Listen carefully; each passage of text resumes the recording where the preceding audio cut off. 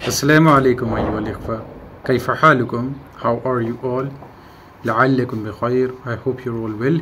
So today we'll be learning about the essentials of making sentences with the verbs. How you make sentences with the verbs. So hayya bina ila ad-dars. Let's go to the lesson. The first videos have covered the essentials of the Arabic verbs, the basic tenses, the forms. So before we move on to look at some of the more detailed aspects of how verbs are used, we need to recap and expand upon how to use the verbs in the sentences. So Arabic verbs are changed according to the subject, what is carrying out the action. For example, كتب خالد رسالة للوزير. Khalid wrote a letter to the minister. كتبت فاطمة رسالة للوزير. Fatima wrote a letter to the minister. So if the subject is mixed group of male and female, the masculine is used. أولاد والبنات دخلوا المدرسة. The boys and the girls entered the school. So there are different dual forms for two people or things, which some of them which were covered in the previous videos, and some will be covered in the later videos. So because of the prefixes and suffixes, letters on the beginning and end of the verb, they tell you the subject. So Arabic does not often use personal pronoun with the verbs. Huwa, ana, anta. If they're used, it is usually for the emphasis after the verb. For example, دخل أخي جامعة القاهرة في عام 2005 ثم بعد سنتين دخلت أنا. My brother attended the Cairo University in 2005. Then 2 years later, I too attended. The verb can come before or after the subject. This is largely a matter of emphasis, level of formality. If a sentence starts with the subject, you might have seen the word inna first.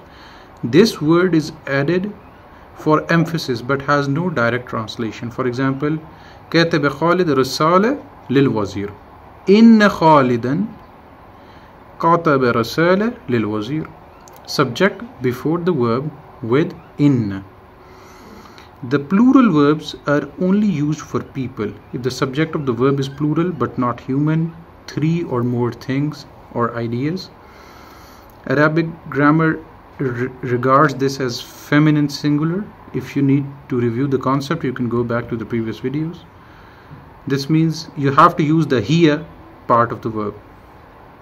For example, وقعت الصحون على الأرض وانكسرت. إن الدول الإسلامية تتعاون من أجل الإسلام. So the Islamic states are cooperating for the sake of peace. This is a very important aspect of Arabic grammar generally, since there is virtually no exception to the rule. It might seem odd to you to refer to the group of plates or countries as she, but it will seem just as odd to an Arabic speaker if you use the plural forms which they reserve for people.